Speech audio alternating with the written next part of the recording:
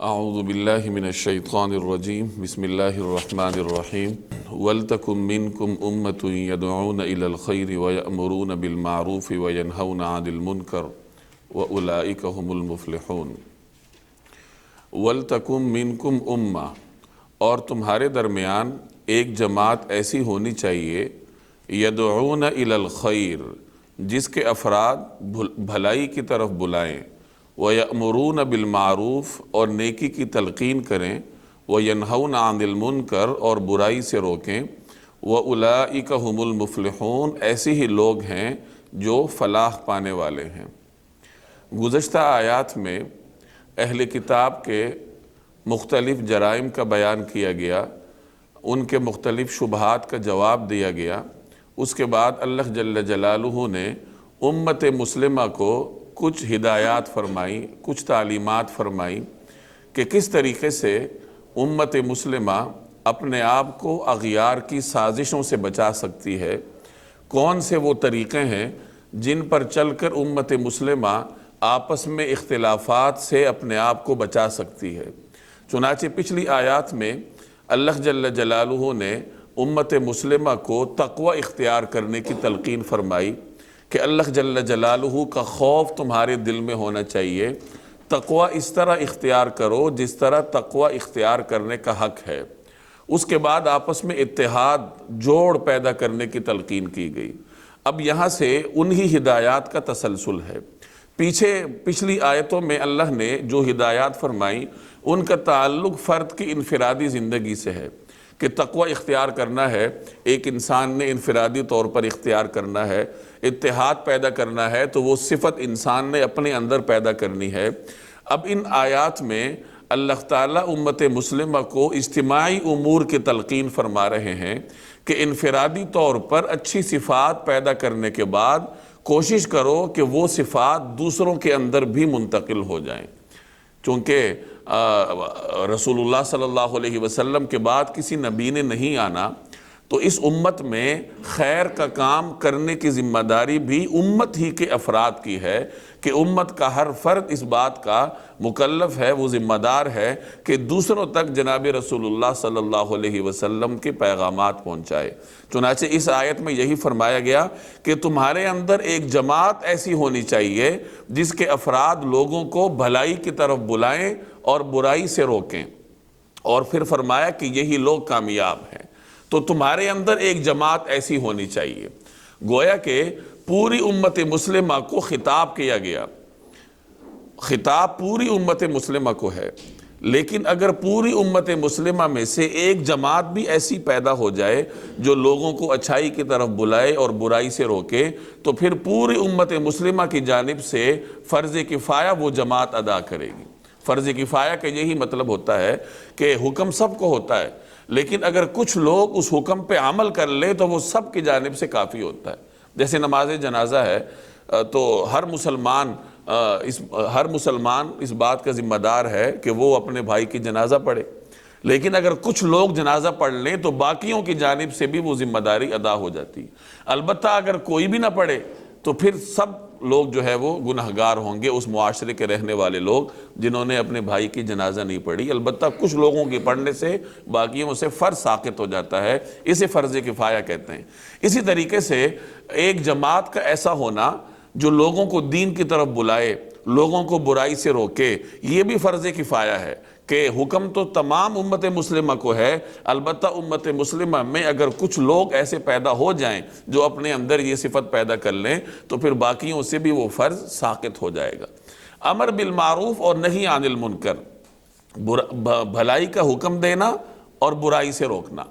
یہ اس جماعت کی بنیادی ذمہ داری ہوگی۔ تو یہاں فرمایا کہ تمہارے درمیان ایک جماعت ایسی ہونی چاہیے جس کے افراد لوگوں کو بھلائی کی طرف بلائیں، خیر کی طرف بلائیں۔ ایک روایت کا مفہوم ہے کہ خیر سے مراد قرآن و سنت ہے۔ اب اس جماعت کا کام کیا ہوگا؟ اس جماعت کا کام یہ ہوگا کہ لوگوں کو قرآن و سنت کی طرف بلائیں۔ مزید تشریح اس کی فرمائی کہ اچھائی کی تلقین کریں گے، برائی سے روکیں گے، کہ قرآن و سنت کی روشنی میں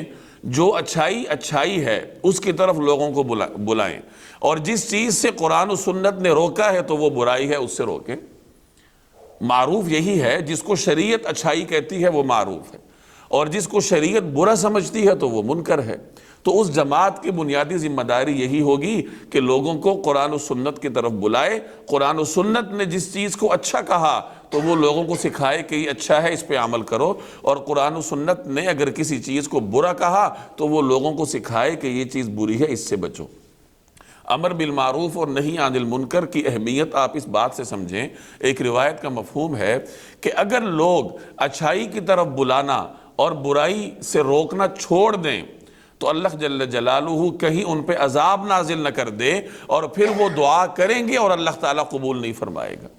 یعنی امر بالمعروف اور نہی عن المنکر نہ کرنے کا جو ایک وبال ہے وہ یہ ہے کہ اللہ جل جلالہ پھر لوگوں کی دعائیں قبول نہیں کرتا۔ گویا کہ یہ عمل نہ کرنے کی وجہ سے پورا معاشرہ ایک نحوست کا شکار ہوتا ہے۔ ایک اور روایت کا مفہوم ہے کہ اللہ کی حدود کا خیال نہ کرنے والا اور اس میں گرنے والا ایسا ہی ہے جیسے دو منزلہ کشتی میں لوگ سفر کر رہے ہوں اور نیچے منزل پر جو مسافر ہیں وہ بار بار اوپر والی منزل پر جائیں اوپر سے پانی لینے کے لیے، اور اوپر والوں کو برا لگے تو نچلی منزل والے پھر کشتی کے پیندے میں اس کے فرش میں سوراخ کرنا شروع کر دیں اور اوپر والوں کو کہیں کہ تمہیں ہمارا اوپر جانا ناگوار گزرتا تھا کہ ہم اوپر سے جا کے پانی لے لیں، پانی ہمیں چاہیے تو ہم اپنے طور پر نیچے سے نکال رہے ہیں۔ تو اگر وہ اوپر والے ان کا ہاتھ نہیں روکیں گے تو یہ نیچے والے خود بھی ڈوب جائیں گے اور ان کو بھی ڈبو دیں گے۔ گویا اسی طریقے سے اللہ کی حدود کو پامال کرنے والوں کی مثال ہے کہ اللہ کی حدود پامال کرنے والا نہ صرف یہ کہ اپنے آپ کو تباہ کرتا ہے بلکہ وہ پوری سوسائٹی کو، پورے معاشرے کو خطرات سے دوچار کرتا ہے، کیونکہ یاد رکھیے کہ گناہ کے اثرات سوسائٹی پر بھی پڑتے ہیں، گناہ کے اثرات ماحول پر بھی پڑتے ہیں، یہاں تک کہ آب و ہوا پر بھی پڑتے ہیں۔ اگر لوگ گناہ کریں، اللہ کی بغاوت کریں، اللہ کے حدود کو پامال کریں تو اس کے اثرات پھر پوری سوسائٹی پر پڑتے ہیں۔ ایک بزرگ کا قول ہے کہ اللہ جل جلالہ مجھ سے ناراض ہو تو میں اس کی ناراضگی کو اپنی سواری سے سمجھ جاتا ہوں، یا مجھ سے گناہ سرزد ہو جائے تو میں اس کے اثرات اپنی سواری پر محسوس کرتا ہوں کہ میری سواری شوخی کرنے لگتی ہے۔ پہلے زمانے میں لوگ گھوڑے اونٹوں پہ سفر کرتے تھے، تو جب اس بزرگ کے قول کا مقصد یہ ہے کہ اگر سواری میرے اشارے کو نہ سمجھے تو میں سمجھ جاتا ہوں کہ مجھ سے گناہ سرزد ہوا ہے، اپنے مالک کی نافرمانی کی ہے جس کی وجہ سے یہ سواری میری نافرمانی کر رہی ہے۔ تو گناہ کے اثرات پورے معاشرے پہ ہوتے ہیں، مختلف چیزوں پہ ہوتے ہیں۔ گناہگار نہ صرف اپنے آپ کو خطرے میں ڈالتا ہے بلکہ پورے معاشرے کو خطرے سے دوچار کرتا ہے۔ اس لیے پورے معاشرے کی یہ ذمہ داری ہے کہ وہ اپنے آپ کو بھی گناہ سے روکے اور حتی الوسط دوسروں کو بھی گناہ سے روکے اور اچھائی کی تلقین کرے۔ کہ ایمان کے 3 درجات ہیں۔ پہلا درجہ یہ ہے کہ برائی کو ہاتھ سے روکو، طاقت سے برائی کو روکو۔ دوسرا درجہ یہ ہے کہ زبان سے روکو، اور تیسرا درجہ یہ ہے کہ کم از کم دل سے برائی کو برا سمجھا جائے۔ اب ہاتھ سے کس نے روکنا ہے؟ اس نے روکنا ہے جس کو اتھارٹی حاصل ہے، حکمران ہے، قانون ساز ادارہ ہے یا قانون ساز شخص ہے، تو اس کو حق ہے کہ وہ ہاتھ سے روکے۔ اسی طریقے سے ہر فرد اپنے گھر میں ایک اتھارٹی رکھتا ہے، گھر میں اس کا حکم چلتا ہے، تو گھر میں زبردستی آپ گناہوں کو پھیلنے سے روک سکتے ہیں۔ اپنی اولاد ہے، چھوٹے بہن بھائی ہیں، ایک استاد ہے، وہ اپنے شاگردوں کو روک سکتا ہے کہ برائی کی طرف مت جاؤ۔ اسی طریقے سے کچھ جگہیں ایسی ہوں گی جہاں آپ طاقت کا استعمال نہیں کر سکتے، وہاں زبان کا استعمال کرنا ہوگا۔ جیسے آپ دوست احباب میں اٹھتے بیٹھتے ہیں، باہر سوسائٹی میں آپ کا آنا جانا ہے، دفتر میں آپ کے دائیں بائیں لوگ رہتے ہوں گے، تو انہیں نیکی کی طرف بلانا اور برائی سے روکنا یہ زبان کا کام ہے۔ زبان سے آپ انجام دیں گے، اور کس طرح انجام دیں گے؟ حکمت اور مصلحت کے ساتھ۔ ادعو الی سبیل ربک بالحکمت والموعظۃ الحسنۃ، اپنے رب کے راستے کی طرف بلاؤ، لیکن کس طرح؟ حکمت کے ساتھ اور اچھے مواعظ کے ساتھ، اچھے اسلوب کے ساتھ لوگوں کو اچھائی کی طرف بلاؤ۔ بعض اوقات حکمت کو مد نظر نہ رکھنے کی وجہ سے امر بالمعروف یا نہی عن المنکر کے منفی اثرات نکلتے ہیں۔ ایک آدمی ہے، وہ پورے غصے میں بیٹھا ہے اور آپ اس کو جا کر بغیر کسی حکمت کے دو ٹوک انداز میں اس کو کہہ دیں کہ تم تو بے نمازی ہو، تم نماز نہیں پڑھتے، تو اس بات کا بڑی حد تک امکان ہے کہ وہ اپنی زبان سے ایسا جملہ نکال دے کہ اس کے ایمان کے لیے خطرہ ہو جائے کہ پہلے تو وہ صرف نماز نہیں پڑھتا تھا، آپ کے غلط طریقہ کار نے اس کو ایمان سے بھی خارج کر دی۔ تو اس لیے امر بالمعروف کرنا چاہیے، لیکن حکمت اور بصیرت کے ساتھ، اور اگر زبان سے بھی نہ کیا جا سکے تو کم از کم درجہ یہ ہے کہ پھر دل سے برا سمجھا جائے۔ یاد رکھیے، اگر گناہ کو گناہ دل سے بھی نہ سمجھا جائے، پھر انسان کو غور کرنا چاہیے کہ میرے دل میں ایمان کی کیفیت کیا ہے، کیونکہ اس سے آگے تو ایمان کا درجہ ہی نہیں ہے۔ 3 درجات ہیں، اعلیٰ ترین درجہ ہاتھ سے روکنا ہے، متوسط درجہ زبان سے روکنا ہے، کم از کم درجہ دل سے برا سمجھنا ہے۔ اگر کوئی شخص برائی کو دل سے بھی برا نہیں سمجھتا تو پھر نظر ثانی کرنی چاہیے کہ میرے ایمان کی کیا صورتحال ہے۔ ایک روایت کا مفہوم ہے کہ جب نیکی تمہیں خوش کرے اور برائی تمہارے دل کو پریشان کرے، پھر سمجھ جاؤ کہ تم مومن ہو۔ اب آج کل ہماری یہی صورتحال ہے کہ اپنے گرد و پیش میں برائیاں ہوتا ہوا ہم دیکھتے ہیں اور ٹھنڈے پیٹوں اس کو ہضم کر جاتے ہیں۔ ہمارے گھروں میں یہی صورتحال ہوتی ہے، بے پردگی ہے، فحاشی ہے، یہ گھروں میں اس کا بسیرا ہوتا ہے، لیکن والدین چونکہ مسجد میں نماز پڑھتے ہیں تو وہ بس اپنے آپ کو مطمئن کر لیتے ہیں کہ میں نے تو نماز پڑھ لی، میں نے تو جمعہ پڑھ لیا، میرا حق ادا ہو گیا۔ ایسا نہیں ہوتا۔ ہم اقامت صلاۃ کے مکلف ہیں۔ اقامت صلاۃ کا کیا مطلب ہے؟ صرف نماز ادا کرنا نہیں، بلکہ نماز کا ماحول قائم کرنا۔ اور نماز کا مطلب صرف اس خاص عبادت تک محدود نہیں ہے، بلکہ نماز کا پورا ایک تصور ہے، ان الصلاۃ تنہی عن الفحشاء والمنکر، کہ آپ کی نماز آپ کو فحاشی اور بے حیائی سے روکے گی، برائی سے روکے گی۔ اور اس طرح کا ماحول پیدا کرنا یہ اقامت صلاح ہے، کہ اپنے گھر میں ایسا ماحول پیدا کرنے کی کوشش کریں کہ وہاں اللہ کی چھوٹی سی چھوٹی نافرمانی بھی نہ ہو اور گھروں میں نیکیاں ہوں۔ لیکن یہ کب کرنا ہے؟ مصلحت کے ساتھ۔ اور یہ جیسے پیچھے آپ نے پڑھا کہ ایک جماعت ایسی ہونی چاہیے جو خیر کی طرف بلائے، اور خیر کا مطلب قرآن و سنت۔ تو گویا کہ جو جماعت یہ کام کرے گی وہ قرآن و سنت کی تعلیم بھی حاصل کرے گی، تعلیم حاصل کرے گی، اس کو قرآن و سنت کا علم ہوگا تو وہ یہ فریضہ بخوبی انجام دے گی۔ ورنہ جاہل کا واعظ بعض اوقات مزید خرابیاں پیدا کر دیتا ہے کہ ایک چیز معروف نہیں ہوگی اور وہ اس کو معروف بنا دے گا، ایک چیز منکر نہیں ہوگی اور وہ اس کو منکر بنا دے گا۔ دین کے اپنے درجات ہیں، جو چیز فرض ہے تو اس کی تاکید بھی پھر فرض کے درجے میں کی جاتی ہے، جو چیز واجب ہے اس کی تاکید بھی پھر واجب کے درجے میں کی جاتی ہے، اور جو سنت ہے اس کی سنت کے درجے میں، جو مستحب ہے اس کے مستحب کے درجے میں۔ ایسا نہیں ہوتا کہ آپ مستحب کام کی اس طرح تاکید کریں جس طرح واجب یا فرض کی تاکید ہوتی، اور فرض کی تاکید کرنا فرض ہوگا، واجب کی تاکید کرنا واجب ہوگا، سنت کی تاکید کرنا سنت ہوگا، مستحب کی تاکید کرنا مستحب ہوگا۔ تو یہ دین کے درجات ہیں، اور ان درجات کو قرآن و سنت کی تعلیم حاصل کرنے والا سمجھ سکتا ہے۔ اس لیے تو فرمایا کہ ایک جماعت ایسی لازمی ہونی چاہیے جو یہ فریضہ سر انجام دے۔ اور ایک اور جگہ سورہ توبہ میں اللہ تعالیٰ کا ارشاد ہے کہ فَلَوْلَا نَفَرَ مِن كُلِّ فِرْقَةٍ مِّنْهُمْ طَائِفَةٌ، کہ ہر زمانے میں کوئی ایسا گروہ ہونا چاہیے، ایسا ایک گروہ موجود ہو لِيَتَفَقَّهُ فِي الدِّينِ، جو دین میں تفقہ حاصل کرے، دین سمجھے، اور پھر کیا کرے؟ وَلِيُنذِرُوا قَوْمَهُمْ إِذَا رَجَعُوا، اور جب واپس جائے تو اپنی قوم کو ڈرائے، اپنی قوم تک پیغام پہنچائے۔ یہ امت مسلمہ کے ذمے فرض کفایہ ہے، اور اگر کوئی ایک جماعت بھی اس کو ادا کر دے تو پورے معاشرے پر سے فرض کفایہ ادا ہو جاتا ہے۔ دین کی بنیادی علم حاصل کرنا تو ہر بندے پہ فرض ہے۔ طلب العلم فریضۃ علی کل مسلم و مسلمہ، ہر مسلمان مرد اور عورت پر دین کا بنیادی علم حاصل کرنا فرض ہے۔ البتہ اس کو گہرائی میں جا کے پڑھنا، اس کی تفصیلات معلوم کرنا، یہ فرض کفایہ ہے، اور اگر ایک جماعت بھی اس فرض کو ادا کر دے تو پورے معاشرے پر سے وہ فرض ساقط ہو جاتا ہے، ان کی جانب سے بھی ذمہ داری ادا ہو جاتی ہے۔ تو یہاں فرمایا کہ تم میں سے ایک جماعت ایسی ہونی چاہیے جس کے افراد لوگوں کو بھلائی کی طرف بلائیں، نیکی کی تلقین کریں، برائی سے روکیں، اور ایسے ہی لوگ ہیں جو فلاح پانے والے ہیں۔ گویا کہ کامیابی کا نسخہ ہی یہی ہے کہ امر بالمعروف اور نہی عن المنکر کیا جائے۔ وَلَا تَكُونُوا كَالَّذِينَ تَفَرَّقُوا وَاخْتَلَفُوا مِن بَعْدِ مَا جَاءَهُمُ الْبَيِّنَاتُ وَأُولَٰئِكَ لَهُمْ عَذَابٌ عَظِيمٌ۔ وَلَا تَكُونُوا كَالَّذِينَ تَفَرَّقُوا، اور ان لوگوں کی طرح نہ ہو جانا جنہوں نے آپس میں پھوٹ ڈال لی، وَاخْتَلَفُوا، اور اختلاف میں پڑ گئے، مِن بَعْدِ مَا جَاءَهُمُ الْبَيِّنَاتُ، بعد اس کے کہ ان کے پاس کھلے کھلے دلائل آ چکے تھے۔ اور ان لوگوں کی طرح نہ ہو جانا جن کے پاس کھلے کھلے دلائل آ چکے تھے، اس کے بعد بھی انہوں نے آپس میں پھوٹ ڈال لی اور اختلاف میں پڑ گئے۔ وَأُولَٰئِكَ لَهُمْ عَذَابٌ عَظِيمٌ، ایسے لوگوں کو سخت سزا ہوگی۔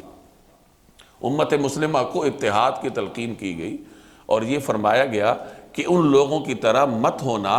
جنہوں نے اپنے دین میں اختلافات کی بنیاد ڈالی۔ چنانچہ ایک روایت کا مفہوم ہے کہ یہود و نصارہ نے، اہل کتاب نے اپنے دین میں اختلاف کیا اور ان کے 72 فرقے بن گئے، اور میری امت کے 73 فرقے بنیں گے، اور ان میں سے ایک فرقہ نجات والا ہوگا، اس کو نجات ملے گی، اور باقی 72 کے 72 آگ میں جائیں گے۔ پوچھا گیا کہ وہ فرقہ کون سا ہوگا جو نجات والا ہوگا؟ تو فرمایا کہ ما انا علیہ و اصحابی،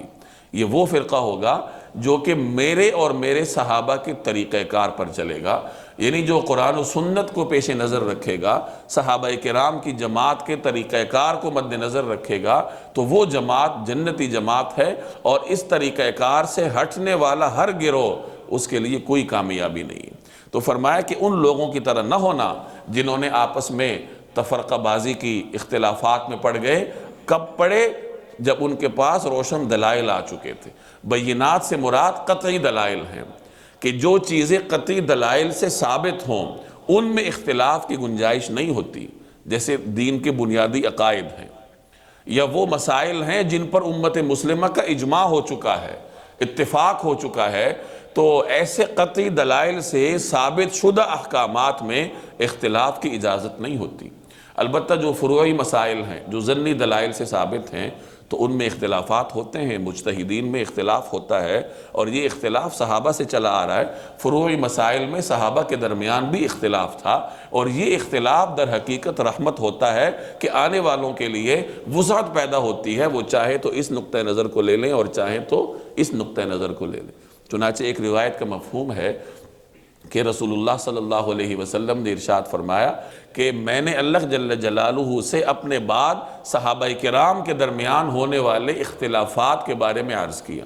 تو اللہ نے ارشاد فرمایا کہ آپ کے صحابہ ستاروں کے مانند ہیں، کسی کی روشنی زیادہ ہے، کسی کی کم ہے، کسی کی روشنی کچھ طاقتور ہے، کسی کی کم طاقتور ہے، اور جو شخص اور ان کے درمیان اختلاف رحمت ہے، اور جو شخص کسی بھی صحابی کے راستے پر چلے گا،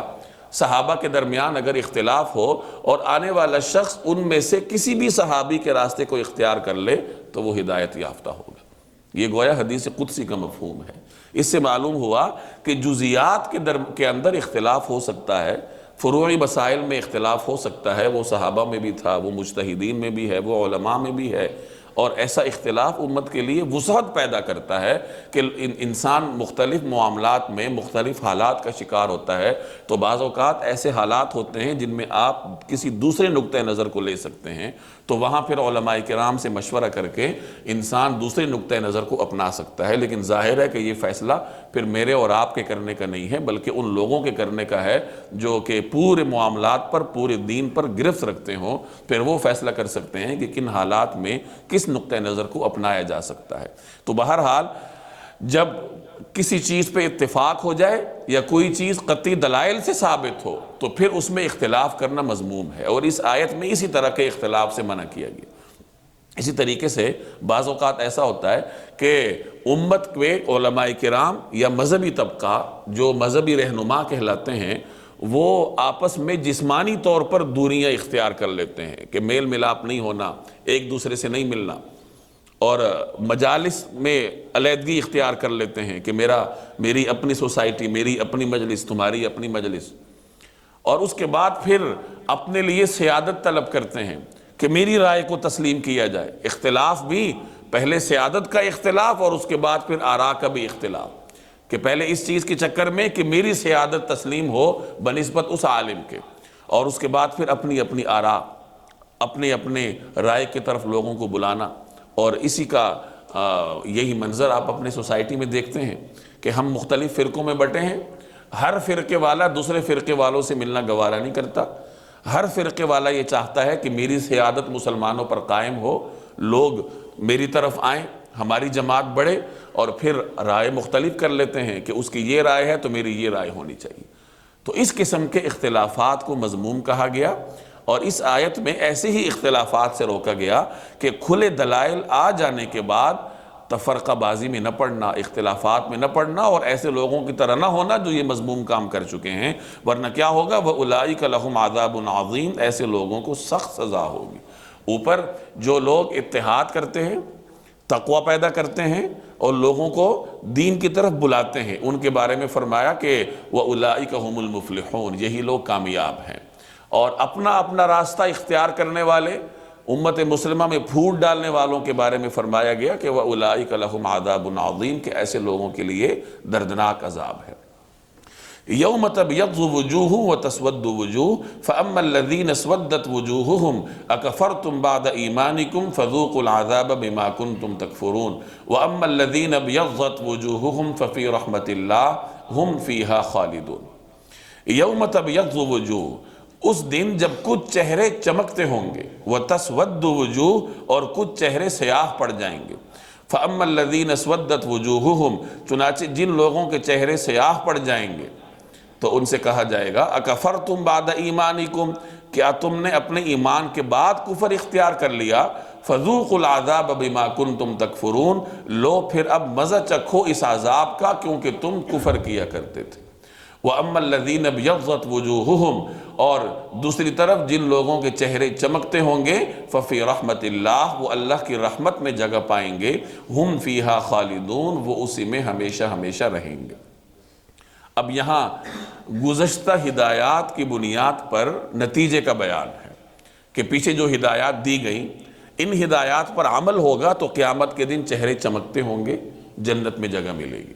اور ان ہدایات سے روگردانی ہوگی تو پھر قیامت کے دن چہرے سیاہ پڑ جائیں گے اور انسان ندامت کی حالت میں ہوگا، حسرت کی کیفیت میں ہوگا۔ تو فرمایا کہ اس دن کچھ چہرے چمکتے ہوں گے اور کچھ چہرے سیاہ پڑ جائیں گے۔ اب جو چہرے سیاہ پڑیں گے ان سے کہا جائے گا کہ کیا تم نے اپنے ایمان کے بعد کفر اختیار کیا؟ کہ مومن تھے پھر کافر بن گئے۔ اس کا مصداق کیا ہے؟ مفسرین کے مختلف آراء ہیں۔ بعض حضرات فرماتے ہیں کہ اس کا مصداق اہل کتاب ہیں، کہ ان سے کہا جائے گا کہ تم نے جب تورات پڑھ لی، انجیل پڑھ لی، کسی حد تک اس میں ایمان سے باخبر ہو گئے، تو اس کے بعد پھر تم نے کفر کیوں کیا؟ کیا تم نے اپنے ایمان کے بعد کفر کو اختیار کیا؟ اور کچھ حضرات فرماتے ہیں کہ اس سے امت مسلمہ کے اہل بدعت ہیں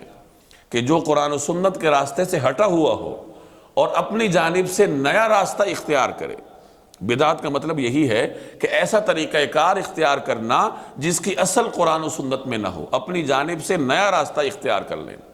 تو ایسے لوگوں سے کہا جائے گا کہ تم نے ایمان کے بعد پھر نافرمانی کا راستہ کیوں اختیار کی؟ چنانچہ ایک روایت میں آتا ہے کہ جب رسول اللہ صلی اللہ علیہ وسلم حوض کوثر پہ جلوہ افروز ہوں گے اور اپنی امت کو جام پلائیں گے، پانی پلائیں گے، تو اس وقت کچھ لوگوں کو فرشتے لائن میں سے ہٹائیں گے، تو آپ صلی اللہ علیہ وسلم فرشتوں سے فرمائیں گے کہ ان کو آنے دو، یہ میری امتی ہیں۔ تو فرشتے عرض کریں گے کہ یا رسول اللہ، آپ کو نہیں معلوم کہ انہوں نے آپ کے بعد کون سا راستہ اختیار کیا تھا؟ یہی اکفرتم بعد ایمانکم، کہ ایمان کے بعد کفر کا راستہ اختیار کیا تھا، دین میں نئے نئے طریقہ کار ایجاد کیے تھے، نافرمانی کی طرف گئے تھے، اور پھر یہ نتیجہ نکلا۔ کچھ حضرات فرماتے ہیں کہ اس سے مراد خوارج ہے۔ خوارج بھی اہل بدعت میں سے تھے، یعنی انہوں نے اپنی طرف سے نئے نئے مسائل گھڑے تھے، نیا طریقہ کار اختیار کیا تھا۔ تو بہرحال یہود نصارہ ہوں یا پھر مسلمانوں میں سے نیا طریقہ کار اختیار کرنے والے ہوں، بات ایک ہی ہے کہ حق بات جان لینے کے بعد،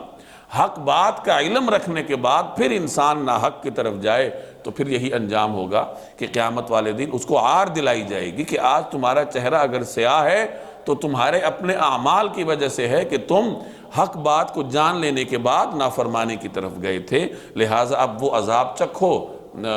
جو تمہارے اعمال کی وجہ سے تم پر مسلط ہے۔ وَأَمَّا الَّذِينَ ابْيَضَّتْ وُجُوهُهُمْ، اور جن کے چہرے چمکتے ہوں گے، جنہوں نے پیچھے موجود ہدایات پر عمل کیا ہوگا تو ان کے چہرے چمکدار ہوں گے، فَفِي رَحْمَةِ اللَّهِ، اور وہ اللہ کی رحمت میں جگہ پائیں گے اور اس میں ہمیشہ رہیں گے۔ مفسرین فرماتے ہیں کہ یہاں رحمت سے مراد جنت ہے، کہ وہ اللہ کی جنت میں جگہ پائیں گے، اور کب تک پائیں گے؟ ہمیشہ ہمیشہ کے لیے وہ جنت میں رہیں گے۔ مفسرین نے یہاں ایک نقطہ ذکر کیا ہے کہ یہاں رحمت کا اطلاق جنت پہ کیا گیا، اس سے یہ سمجھانا مقصود ہے کہ انسان جنت میں اللہ کی رحمت سے جاتا ہے، اپنے اعمال کے بل بوتے پہ نہیں جا سکتا۔ چنانچہ ایک روایت کا مفہوم ہے، رسول اللہ صلی اللہ علیہ وسلم نے ارشاد فرمایا کہ جس کا مفہوم یہ ہے کہ قیامت والے دن لوگ جنت میں اگر جائیں گے تو اللہ کی رحمت سے جائیں گے، کوئی آدمی اپنے عمل کے بل بوتے پہ نہیں جائے گا۔ تو صحابہ نے عرض کیا کہ یا رسول اللہ آپ بھی؟ تو آپ نے فرمایا ہاں میں بھی اللہ کی رحمت سے جنت میں جاؤں گا۔ اسی طریقے سے قرآن کریم کی ایک آیت ہے کہ ادخلوا الجنت بما کنتم تعملون، جنت میں داخل ہو جاؤ کیونکہ ان اعمال کے بدلے میں جو تم کیا کرتے تھے۔ تو ایک طرف قرآن کریم عمل کے بدلے میں جنت میں داخل ہونے کو بیان کر رہا ہے، اور ایک طرف روایات میں مذکور ہے کہ انسان اللہ کی رحمت سے جنت میں داخل ہوتا ہے۔ تو علماء فرماتے ہیں کہ جنت میں ابتدائی طور پر داخلہ اللہ کی رحمت سے ہوگا، اللہ کی رحمت سے انسان جنت میں داخل ہوگا۔ آگے جنت میں مختلف منازل ہیں، تو منزل کی تعیین انسان کے اعمال کی وجہ سے ہوگی،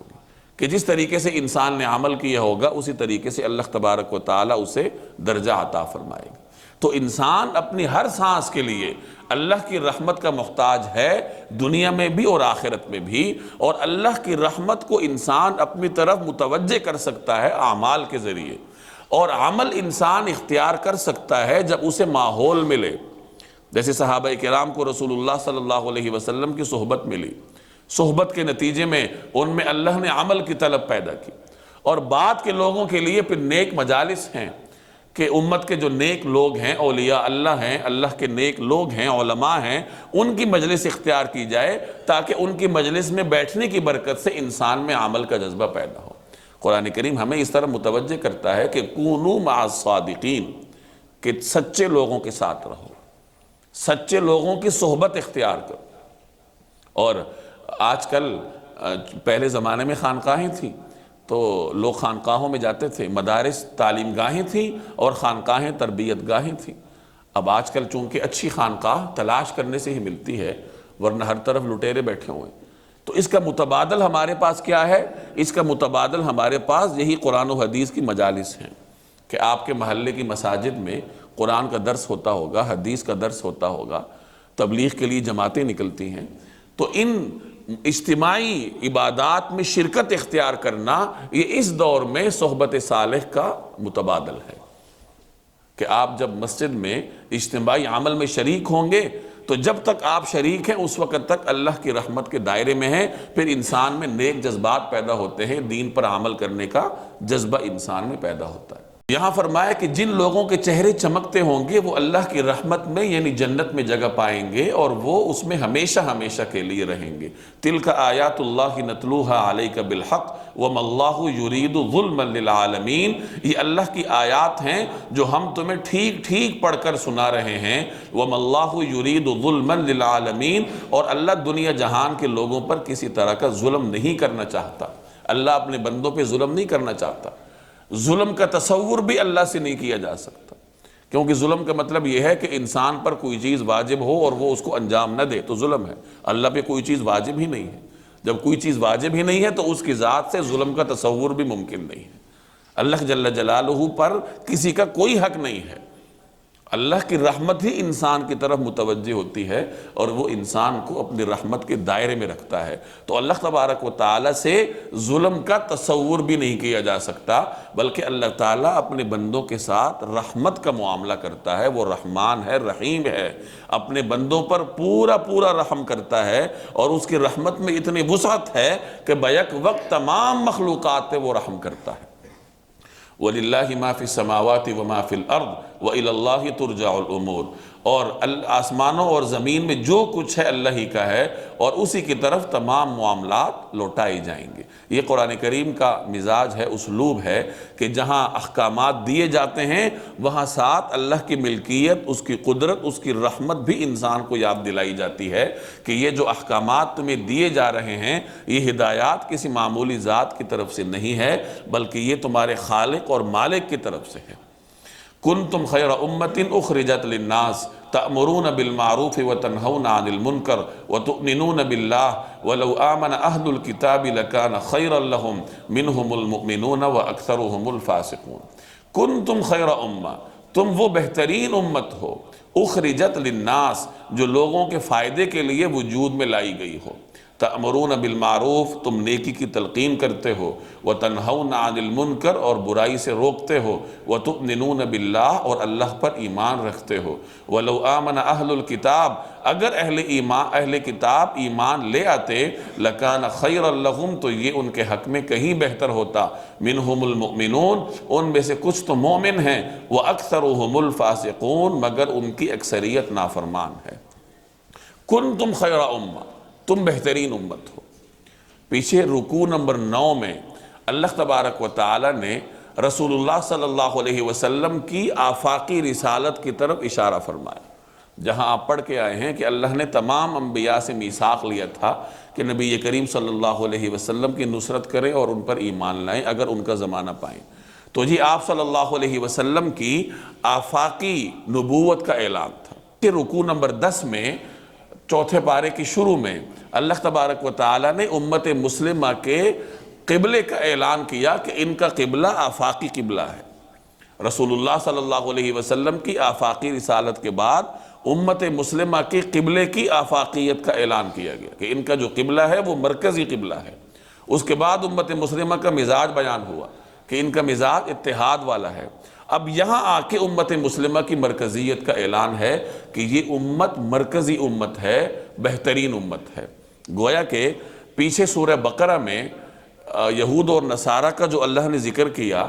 کہ اللہ تبارک و تعالیٰ نے اہل کتاب کو منصب امامت سے سرفراز فرمایا تھا، اور یہ وہی منصب امامت تھا جو اللہ نے حضرت ابراہیم علیہ السلام کو دیا۔ اس کے بعد ان کی اولاد میں اس کو جاری فرمایا۔ ان کی اولاد میں وہ لوگ جو نیک ہیں اور ملت ابراہیمی پہ عمل پیرا ہوں گے تو اللہ انہیں بھی منصب امامت دے گا۔ لیکن جب اہل کتاب اپنے راستے سے ہٹ گئے، ملت ابراہیمی کو پس پش ڈالا، تو اللہ نے انہیں منصب امامت سے معزول کیا اور امت محمدیہ کے منصب امامت کا اعلان کیا۔ تو اس طریقے سے امت مسلمہ کی آفاقیت کو اور مرکزیت کو بیان فرمانے کے بعد یہاں اللہ نے واضح الفاظ میں اعلان فرمایا کہ تم بہترین امت ہو۔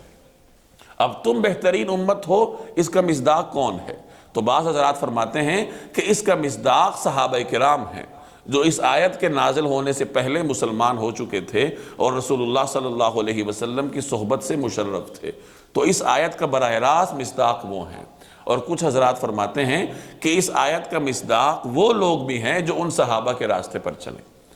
تو گویا دونوں آگئے، صحابہ کرام اس کا مصداق اولی ہیں کہ وہ بہترین امت تھے، رسول اللہ صلی اللہ علیہ وسلم کے سچے پیروکار تھے، اور اس کے بعد ثانوی طور پر وہ تمام لوگ اس دائرے میں آئیں گے جو صحابہ کرام کے راستے پر چلتے ہوں، قرآن و سنت کو پیش نظر رکھتے ہوں، تو وہ بہترین امت ہونے کا مصداق ہے۔ تو فرمایا کہ تم بہترین امت ہو۔ اب تمہاری ذمہ داری کیا ہے؟ تأمرون بالمعروف وتنہون عن المنکر، تم نیکی کی تلقین کرتے ہو اور برائی سے روکتے ہو، یعنی یہ صفت تمہارے اندر موجود ہے، تمہاری عادت ہے، تمہارا مزاج ہے، اور تمہاری اسی عادت کی وجہ سے اللہ نے تمہیں بہترین امت کہا۔ وتؤمنون باللہ، اور اللہ پہ ایمان رکھتے ہو۔ یہود و نصارہ کے بارے میں اللہ نے فرمایا لعن الذین کفروا من بنی اسرائیل، علی لسان داود و عیسی ابن مریم، کہ اللہ نے حضرت داود اور حضرت عیسیٰ کی زبانی اہل کتاب پہ لعنت کروائی۔ کیوں کروائی؟ کیونکہ وہ راستے سے ہٹے ہوئے تھے، وہ گناہگار تھے، وہ ایک دوسرے کو اچھائی کی تلقین نہیں کرتے تھے اور برائی سے نہیں روکتے تھے۔ تو ان جرائم کی وجہ سے اللہ تبارک و تعالی نے ان پہ لعنت فرمائی انبیاء کی زبانی۔ تو معلوم ہوا کہ یہ بنیادی راستہ ہے، اور اس راستے پر چلنے والا ملت ابراہیمی پر ہے، وہ حضرت ابراہیم علیہ السلام کا سچا پیروکار ہے، نبی کریم صلی اللہ علیہ وسلم کے طریقہ کار پر عمل کرنے والا ہے، اور اس راستے سے جو ہٹے گا تو وہ پھر اس منصب کا اہل بھی نہیں ہے۔ آگے فرمایا کہ اگر اہل کتاب ایمان لے آتے تو یہ ان کے حق میں کہیں بہتر ہوتا، ان میں سے کچھ تو مومن ہیں مگر ان کی اکثریت نافرمان۔ اگر اہل کتاب ایمان لے آتے تو یہ ان کے لیے بہتر اس طرح ہوتا کہ انہیں دوہرا اجر ملتا، حضرت موسیٰ علیہ السلام پر ایمان لانے کا بھی اور رسول اللہ صلی اللہ علیہ وسلم پر ایمان لانے کا۔ عیسائیوں کے لیے حضرت عیسیٰ علیہ السلام پر ایمان لانے کا بھی اور رسول اللہ صلی اللہ علیہ وسلم پر ایمان لانے کا۔ لیکن آگے قرآن کریم نے فرمایا کہ ان میں سے اکثر نافرمان ہیں، البتہ کچھ مومن ہیں۔ کچھ مومن ہیں جیسے یہود میں حضرت عبداللہ بن سلام رضی اللہ تعالی عنہ تھے، جو یہود کے گنے چنے علماء میں سے تھے۔ جب رسول اللہ صلی اللہ علیہ وسلم نے ہجرت فرمائی، ابھی آپ صلی اللہ علیہ وسلم قباء میں تھے، تو لوگ حاضر ہو رہے تھے، حضرت عبداللہ بن سلام بھی حاضر ہوئے، یہ اس وقت یہودیوں کے بڑے علماء میں ان کا شمار تھا۔ آگے یہ بیان کرتے ہیں کہ میں نے جیسے ہی نبی کریم صلی اللہ علیہ وسلم کے چہرے انور کو دیکھا تو مجھے یقین ہوا کہ ایسا چہرہ کسی سچے کا ہی ہو سکتا ہے، اور میں نے آپ کی زبان سے جو پہلے الفاظ سنے وہ یہی تھے کہ لوگوں ایک سلام کو عام کرو اور لوگوں کو کھانا کھلاؤ، اور ایسے وقت میں نماز پڑھو جب لوگ سو رہے ہوں رات کو، تو جنت میں سلامتی کے ساتھ داخل ہو جاؤ۔ تو یہ میں نے ابتدائی کلمات سنے، اور یہ اسی مجلس میں ہی مسلمان ہو گئے تھے۔ جناب رسول اللہ صلی اللہ علیہ وسلم کے دیدار سے مشرف ہوتے ہی دائرہ اسلام میں آ گئے تھے۔ اسی طریقے سے عیسائیوں میں نجاشی ہیں، حبشہ کے بادشاہ، جو حضرت جعفر اور حضرت عثمان رضی اللہ تعالی عنہ کے ہاتھ میں مسلمان ہوئے تھے۔ جب مسلمان ہجرت حبشہ کر کے گئے تھے، مکہ سے ہی حبشہ، تو اس مسلمان جماعت کے زبانی اسلام کی تعلیمات سن کے وہ دائرہ اسلام میں آ گئے تھے۔ اسی طرح اور بھی تھے، یہود میں سے بھی تھے، عیسائیوں میں سے بھی تھے۔ تو قرآن کریم ان کے بارے میں کہہ رہا ہے کہ ان میں سے کچھ مومن ہیں، البتہ ان کی اکثریت نافرمان ہے، اپنے آباء و اجداد کے طریقہ کار پر ڈٹی ہوئی ہے۔ لَن يَضُرُّوكُمْ إِلَّا أَذًى وَإِن يُقَاتِلُوكُمْ يُوَلُّوكُمُ الْأَدْبَارَ ثُمَّ لَا يُنصَرُونَ۔ لَن يَضُرُّوكُمْ، وہ تمہیں کوئی بڑا نقصان ہرگز نہیں پہنچا سکیں گے، إِلَّا أَذًى، ہاں تھوڑا بہت ستا سکیں گے، وہ تھوڑا بہت ستانے کے سوا تمہیں کوئی بڑا نقصان ہرگز نہیں پہنچا سکیں گے۔ وَإِن يُقَاتِلُوكُمْ، اور اگر وہ تم سے لڑیں گے بھی، يُوَلُّوكُمُ الْأَدْبَارَ، تو تمہیں پیٹھ دکھا جائیں گے، ثُمَّ لَا يُنصَرُونَ، پھر انہیں کوئی مدد بھی نہیں پہنچے گی۔ اس آیت میں پیشن گوئی کی گئی کہ یہود مسلمانوں کو کوئی زیادہ نقصان نہیں دے سکتے، ہاں تھوڑے بہت کی تفصیل بعض حضرات نے زبانی سے بھی کی ہے، کچھ حضرات نے الا اذا کا ترجمہ یوں کیا، مگر زبانی اذیت،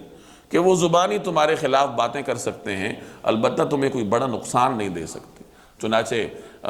اللہ نے یہ وعدہ اس طرح پورا کیا کہ مسلمانوں نے مدینہ منورہ میں آباد تمام یہودی قبائل کو باہر نکالا،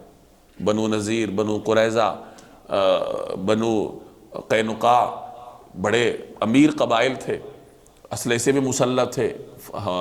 اور فنون جنگ سے بھی واقف تھے، لیکن مسلمانوں کے سامنے نہ ٹھہر سکے اور انہیں مدینہ چھوڑنا پڑا، خیبر کے لیے ان کو خیبر کی طرف ان کو بھگایا، اور پھر بعد میں خیبر سے بھی مسلمانوں نے ان کو نکالا۔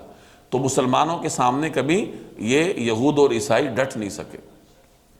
اور آگے اللہ نے وہی فرمایا اگر یہ تم سے لڑیں گے تو پیٹھ دکھا جائیں گے، جیسے میں نے عرض کیا کہ کس طریقے سے مسلمانوں نے ان کو مدینہ سے نکالا خیبر کی طرف، اور پھر خیبر سے بھی نکالا۔ ضُرِبَتْ عَلَيْهِمُ الذِّلَّةُ أَيْنَمَا ثُقِفُوا إِلَّا بِحَبْلٍ مِّنَ اللَّهِ وَحَبْلٍ مِّنَ النَّاسِ وَبَاءُوا بِغَضَبٍ مِّنَ اللَّهِ وَضُرِبَتْ عَلَيْهِمُ الْمَسْكَنَةُ ذَلِكَ بِأَنَّهُمْ كَانُوا يَكْفُرُونَ بِآيَاتِ اللَّهِ وَيَقْتُلُونَ الْأَنبِيَاءَ بِغَيْرِ حَقٍّ ذَلِكَ بِمَا عَصَوْا وَكَانُوا يَعْتَدُونَ۔ ضُرِبَتْ عَلَيْهِمُ الذِّلَّةُ،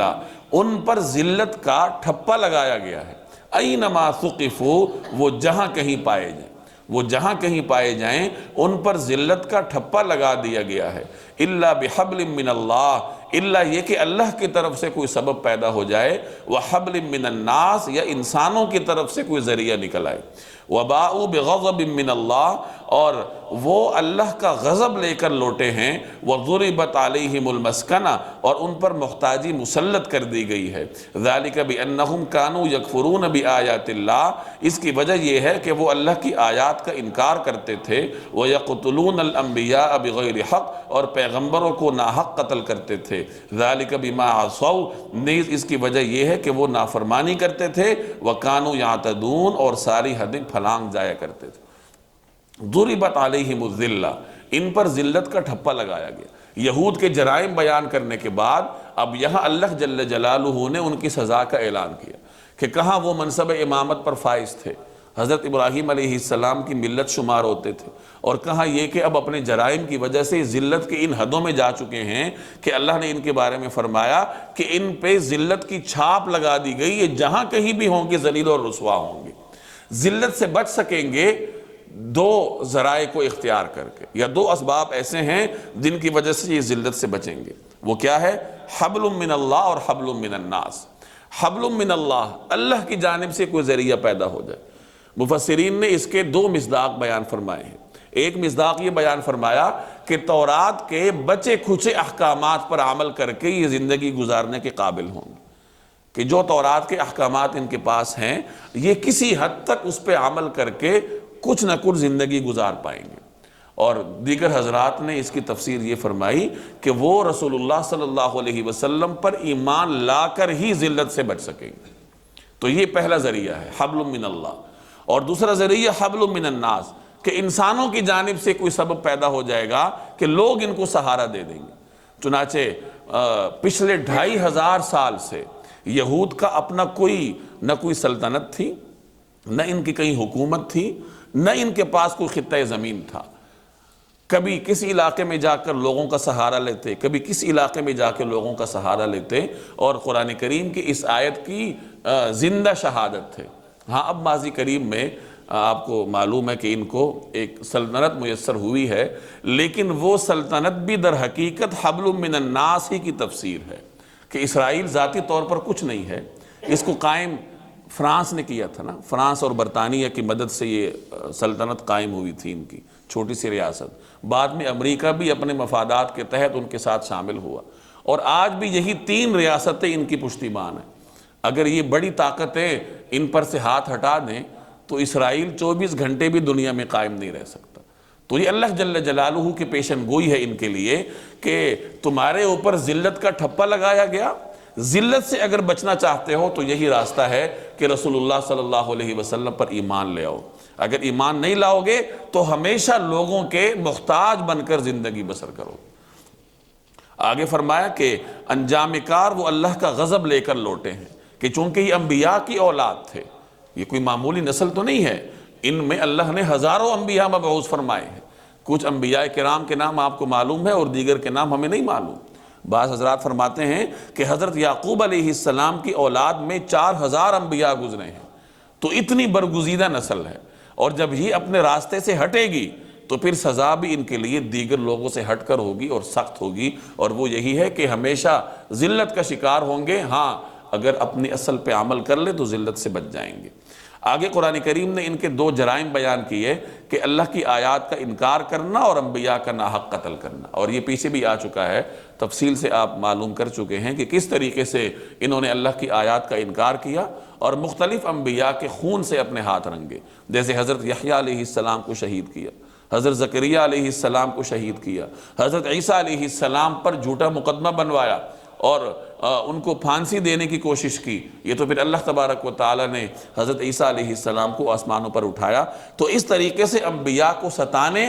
اللہ کی حدود کو پامال کرنے، آیات کا انکار کرنے کی وجہ سے اللہ تبارک و تعالی نے انہیں یہ سزا دی۔ لیسوا سواء من اہل الکتاب امۃ قائمۃ یتلون آیات اللہ آناء اللیل وہم یسجدون یؤمنون باللہ والیوم الآخر ویأمرون بالمعروف وینہون عن المنکر ویسارعون فی الخیرات وأولئک من الصالحین وما یفعلوا من خیر فلن یکفروا واللہ علیم بالمتقین۔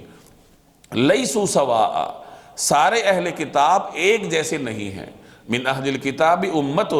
اہل کتاب میں وہ لوگ بھی ہیں قائمۃ، جو قائم ہیں، یعنی جو راہ راست پر قائم ہیں، یتلون آیات اللہ، وہ اللہ کی آیات کی تلاوت کرتے ہیں، آناء اللیل، رات کے اوقات میں، وہم یسجدون، اور سجدہ ریز ہوتے ہیں، یؤمنون باللہ والیوم الآخر، یہ لوگ اللہ پر اور آخرت کے دن پر ایمان رکھتے ہیں، وَيَأْمُرُونَ بِالْمَعْرُوفِ، اچھائی کی تلقین کرتے ہیں، وَيَنْهَوْنَ عَنِ الْمُنْكَرِ، اور برائی سے روکتے ہیں، وَيُسَارِعُونَ فِي الْخَيْرَاتِ، اور نیک کاموں کی طرف لپکتے ہیں، وَأُولَئِكَ مِنَ الصَّالِحِينَ، یہ وہ لوگ ہیں جن کا شمار صالحین میں ہے، وَمَا يَفْعَلُوا مِنْ خَيْرٍ، اور یہ جو بھی بھلائی کریں گے فَلَن يُكْفَرُوهُ، تو اس کی ہرگز ناقدری نہیں کی جائے گی، وَاللَّهُ عَلِيمٌ بِالْمُتَّقِينَ، اور اللہ پرہیزگاروں کو خوب جانتا ہے۔ قرآن کریم نے یہود کے جرائم، ان کی مذمت بیان کرنے کے بعد اب ان میں موجود اچھے لوگوں کا بھی بیان کیا، جیسے پیچھے بھی آپ پڑھ کے آئے ہیں کہ ان میں سے کچھ لوگ اچھے بھی ہیں، یہ سارے برابر نہیں ہیں۔ جیسے میں نے آپ کو مثال دی کہ یہود میں حضرت عبداللہ بن سلام ہیں، عیسائیوں میں نجاشی ہیں، اور بھی بہت کچھ ایسے حضرات ہیں جو یہود اور عیسائیوں میں نیک لوگ تھے، جنہوں نے رسول اللہ صلی اللہ علیہ وسلم کی پر ایمان لائے اور دین حق کو قبول کیا۔ تو یہاں قرآن کریم ان کی تعریف کر رہا ہے کہ پیچھے ان کی مذمت بیان کی گئی، لیکن یہ سب لوگ ایسے نہیں ہیں، بلکہ ان میں ایک جماعت ایسی ہے جو کہ دین حق پر قائم ہے، وہ رات کو اللہ کی آیات کی تلاوت کرتے ہیں، سجدہ ریز ہوتے ہیں، یوم آخرت پر اور اللہ پر ایمان رکھتے ہیں، اور امر بالمعروف اور نہی عن المنکر بھی کرتے ہیں۔ یعنی جن کاموں کے نہ کرنے کی وجہ سے یہود کو سزا دی گئی، یہ ان جرائم کا ارتکاب نہیں کرتے، بلکہ یہ ان نیک کاموں کو انجام دیتے ہیں اور اچھائیوں کی طرف لپکتے ہیں کہ ان میں اللہ نے صلاحیت رکھی ہے کہ یہ نیکی کو قبول کرتے ہیں۔ اور آگے اللہ نے ان کے بارے میں فرمایا کہ یہ جو بھی اچھائی کرتے ہیں ان کی ہرگز ناقدری نہیں کی جائے گی۔ تو اہل کتاب میں سے نیک لوگوں کی اللہ جل جلالہ نے تعریف فرمائی، وہ نیک لوگ جو دائرہ اسلام میں داخل ہو چکے ہیں۔ تو دائرہ اسلام میں داخل ہونے کی وجہ سے انہیں دوہرا اجر ملے گا۔ انہوں نے جو پہلے حضرت موسیٰ علیہ السلام یا حضرت عیسیٰ علیہ السلام پر ایمان رکھا تھا، اور اب بھی مسلمان ہونے کے بعد ان پہ ایمان رکھ رہے، تو اللہ تعالیٰ ان کو دوہرا اجر دے گا۔ ان کی ان سابقہ نیکیوں کو بھی اللہ تعالیٰ ضائع نہیں فرمائے گا، بلکہ ان کی قدردانی کی جائے گی۔ اس سے آپ قرآن کریم کا مزاج سمجھ سکتے ہیں کہ اسلام کی تعلیم یہ ہے کہ دشمن کے بھی اچھی بات کی تعریف کی جائے۔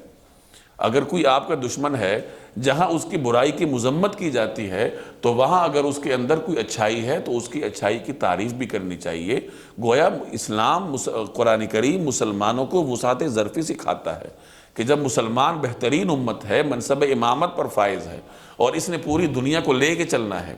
تو پھر اس کے سینے میں اتنی فراخی ہونی چاہیے کہ وہ دشمن کی بھی اچھائی کو قبول کرے اور اس کی تعریف کرے۔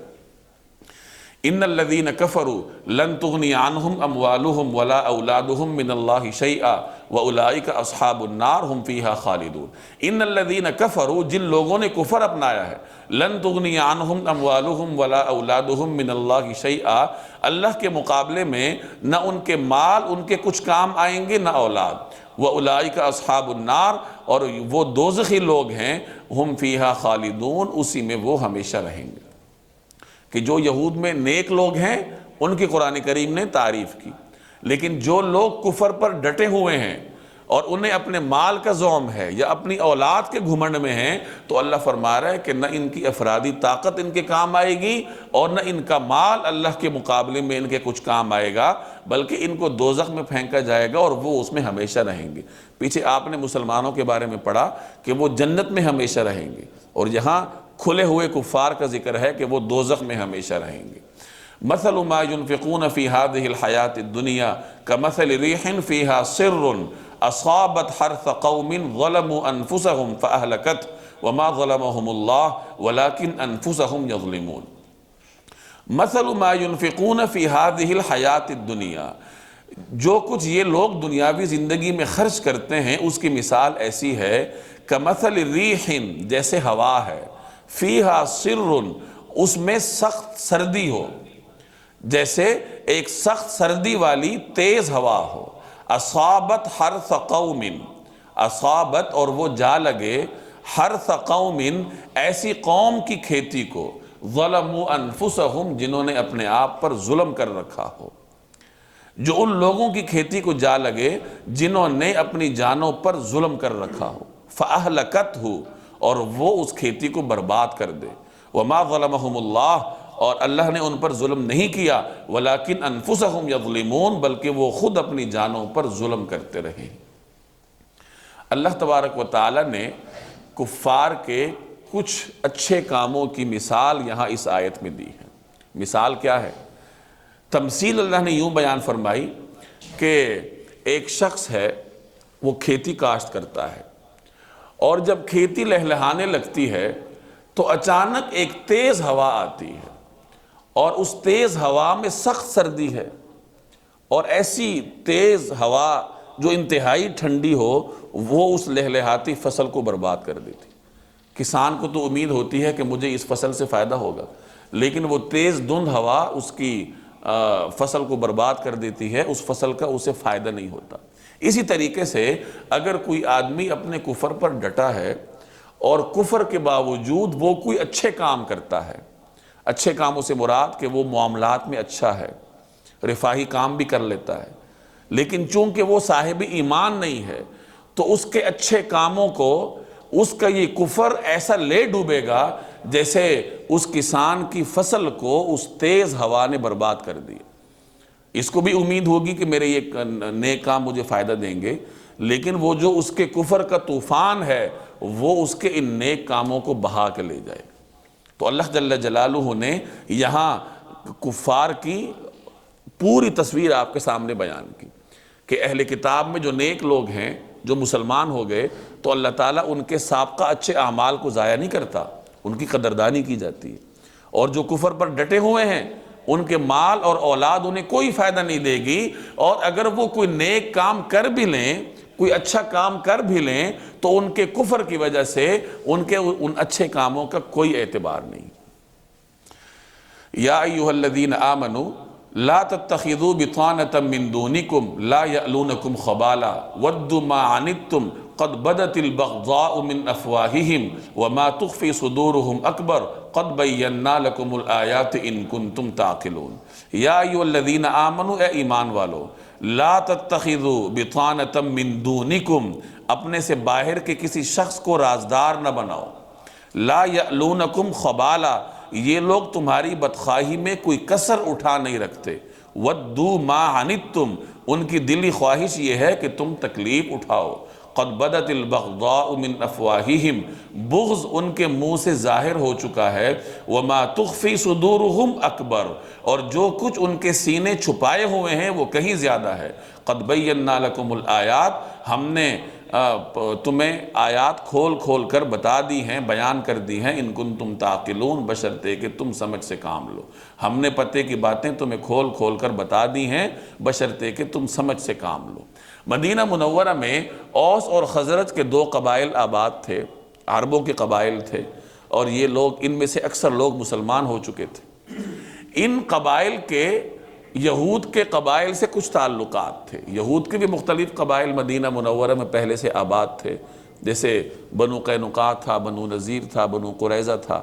تو انصار کے ان قبائل کے یا عربوں کے ان قبائل کے یہود کے قبائل کے ساتھ تعلقات تھے۔ جب اوس اور خزرج والے مسلمان ہو گئے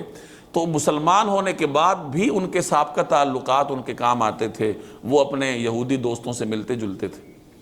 لیکن یہودیوں کا اپنا ایک مزاج تھا کہ وہ اسلام کو قبول کر ہی نہیں سکتے تھے، ضد اور اناد کی وجہ سے، تو وہ بعض اوقات ان حضرات سے مسلمانوں کی اندرونی باتیں پوچھنے کی کوشش کرتے تھے۔ تو اللہ جل جلالہ نے اس آیت میں مسلمانوں کو روکا کہ اگر رازدار بنانا ہے تو اپنے مسلمانوں میں سے کسی کو رازدار بناؤ، یہود اور نصارہ میں سے، کفار میں سے کسی کو اپنا رازدار مت بناؤ۔ بطانہ لغت میں اس کپڑے کو کہتے ہیں جو اندر کی جانب لگا ہوتا ہے، جیسے کوٹ وغیرہ میں اندرونی جانب جو کپڑا لگا ہوتا ہے اسے بطانہ کہتے ہیں، وہ چونکہ انسان کے زیادہ قریب ہوتا ہے۔ تو اس آیت میں مسلمانوں کو تلقین کی گئی کہ یہود اور نصارہ کو اپنے سے زیادہ قریب نہ کرو، ان کو رازدار نہ بناؤ۔ کیوں؟ کیونکہ بظاہر تو وہ تم سے ملتے جلتے ہیں لیکن در حقیقت وہ تمہارے نقصان کے خواہاں ہیں، اور ان کے اندر موجود بغض ان کے منہ سے بھی ظاہر ہوتا ہے، لیکن جو ان کے اندر چھپا ہوا ہے وہ کہیں زیادہ ہے۔ اور یہ تمام کفار کی بات ہے، کوئی بھی کافر ہو، کوئی بھی کافر سلطنت ہو، وہ مسلمانوں کو کبھی بھی ہضم نہیں کر سکتی، کبھی بھی ان کو مسلمانوں کی ترقی برداشت نہیں ہو سکتی۔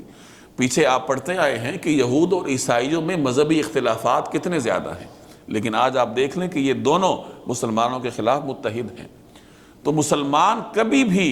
کافر کو ہضم نہیں ہو سکتا، مسلمان کی ترقی کو کافر ریاستیں برداشت نہیں کر سکتی، اس لیے مسلمانوں سے کہا گیا کہ ان کو رازدار نہ بناؤ، ان کا بغض ان کے منہ سے بھی ظاہر ہے اور جو کچھ ان کے اندر ہے وہ کہیں زیادہ ہے۔ یہ ہمیشہ اس بات کے خواہاں رہتے ہیں کہ مسلمانوں کو کچھ نہ کچھ تکلیف پہنچ جائے، اور اللہ فرما رہے ہیں کہ ہم نے تمہیں کھول کھول کر ساری چیزیں بتا دی ہیں، اگر تمہارے اندر سمجھ ہوگی تو اس سے فائدہ اٹھا لو۔